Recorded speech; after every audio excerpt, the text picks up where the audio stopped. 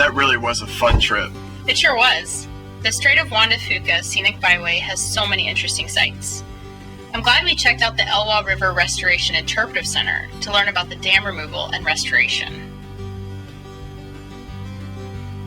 Next time we are in the area, we should stop by and see how the Elwha River is reconstructing.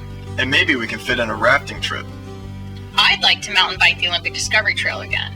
We only got to see a little bit of the new adventure trail. Next time, I want to bike the entire 25 miles of off-road trail to Lake Crescent in Olympic National Park.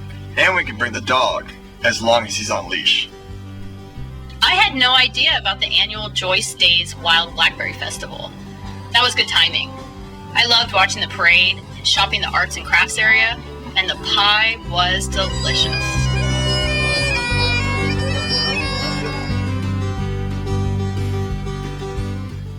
I really like the Depot Museum. With all the historical logging and railroad equipment, the history of this area is fascinating.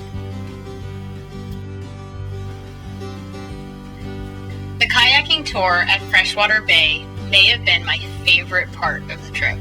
I can't choose a favorite. Everything we saw on the drive was gorgeous. There's so much water and wildlife everywhere. True. Tide pulling at Salt Creek was pretty neat. It looked like the kids were finding all sorts of interesting critters during low tide.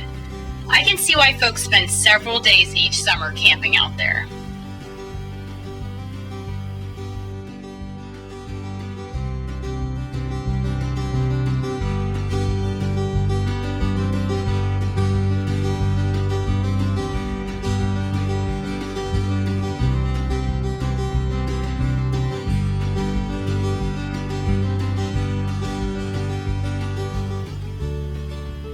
Such a pretty drive.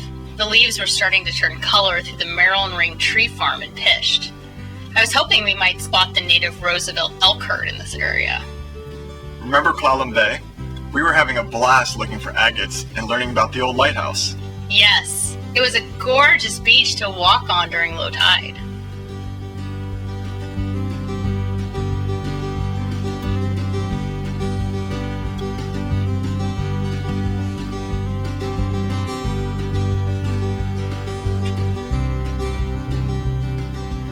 Next time, let's stay longer in Clallam Bay and CQ. We can arrange a fishing boat charter. That would be fun. I heard that CQ is also a great place for bird watching.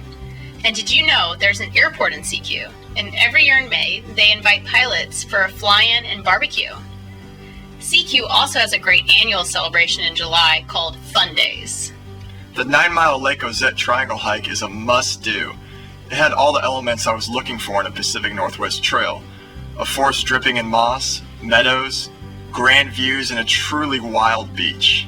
Cape Alava is a great place to spot otters, seals, and whales, but I have to say my personal favorite was the Cedar Boardwalk Trail.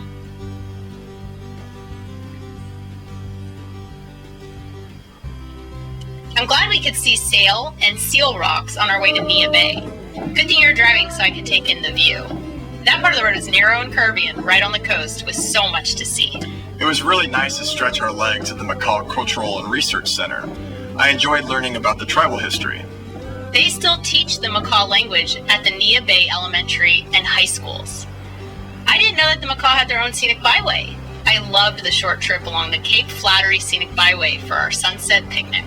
The Cape Flattery Trail on the Macaw Reservation provided more history of the area and what a view of the lighthouse on Tatoosh Island.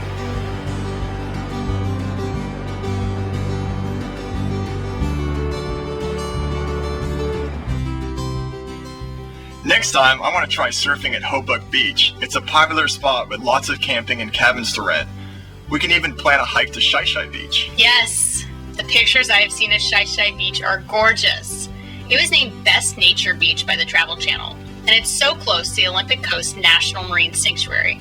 I cannot remember the last time I saw beaches this wild. That was really a great trip. Well, I'll be happy to visit again soon. 2 days just wasn't enough.